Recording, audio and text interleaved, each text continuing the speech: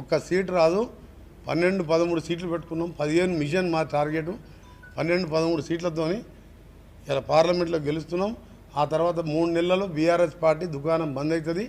ఆ పార్టీ ఉండదని చెప్పి నేను ఖచ్చితంగా చెప్తున్నా. ఆయన అట్లా మాట్లాడుతుంది కాబట్టి వాళ్ళు ఏం కుట్రలు చేస్తున్నారో మాకు తెలిసిపోద్ది.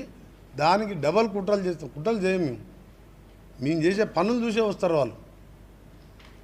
మీ పార్టీని బొందబెట్టేది ఖాయం. నువ్వు చూసుకో, నువ్వు రేపటికెళ్ళి కోమటిరెడ్డి వెంకరెడ్డి ఏందో తెలుస్తుంది. నువ్వు మాట్లాడినావు కదా మాటలు.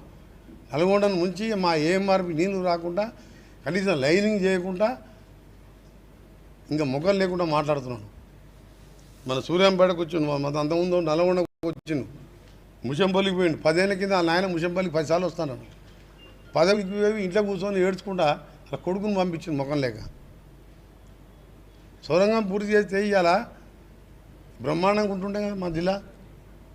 అందుకనే మీ అందరి ద్వారా ఒకటే కేసీఆర్కి చెప్పదలుచుకున్నాం. దాని కిందనే మళ్ళీ ఆయన కూడా ఇచ్చాను. రేవంత్ ఖచ్చితంగా బీజేపీలకు పోతున్నాడు. ఈ మెంటల్ అయింది ఆయనది కొడుకులకు, తండ్రి కొడుకులకు, ఆ బామ్మర్దికి కొంచెం కూడా. ఆ కవిత జైల్లోకి పోయేసరికి మెంటల్ అయింది. ఎట్లా 2 ఏళ్ళు బెయిల్ రాదు. మేము కూడా పోతాం ఫోన్ ట్యాపింగ్లా, కాళేశ్వరంలా, యాదాద్రిలా.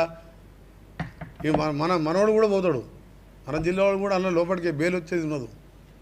50,000 కోట్లకు పెంచింది దాన్ని. 29,000 కోట్లకు నామినేషన్ మీద బిహెచ్ఎల్కి ఇచ్చిండు.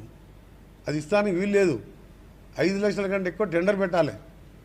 పెద్ద స్కామ్ అది. ఎల్ నరసింహారెడ్డి హైకోర్టు మాజీ ప్రధాన న్యాయమూర్తి గారు ఎంక్వైరీ చేస్తూ నోటీసులు ఇస్తున్నాం.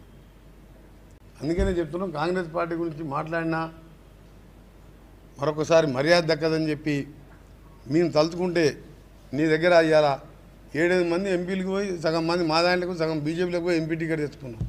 నీ క్యాండిడేట్లకే దిక్కు లేదు. ఆయనకంట సీట్లు వస్తాయంట, మాకు 1-2 వస్తాయంట. నవ్వు వస్తుంది పొద్దున ఆయన స్టేట్మెంట్ చూస్తుండే.